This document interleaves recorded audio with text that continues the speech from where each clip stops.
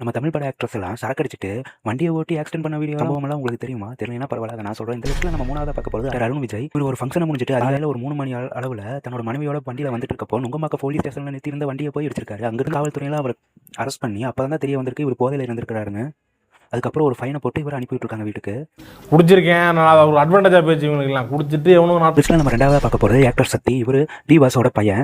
இவருக்கு ஃபுல் போதையில நின்றுட்டு இருக்கிற வண்டி மேல மோதி விபத்தை ஏற்படுத்தியிருக்காரு. அங்க இருக்கிற அக்கம் பக்கத்துல போலீஸ்ல தெரிவிச்சதுக்கு அப்புறமா போலீஸ் வந்து இவர் அரெஸ்ட் பண்ணி அதுக்கப்புறம் ஃபைனை போட்டு வெளியே விட்டுருக்காங்க. குடிக்கிறது அந்த 4 ரவுண்டு அதை பொறுமையா குடிச்சாங்க தண்ணியை ஊத்தி அவக்கு நான் அடிச்சு பெஸ்ட் குடிமகன் ஆஃப் தமிழ்நாடு அப்படின்னு அவார்டு கொடுக்குறாங்க.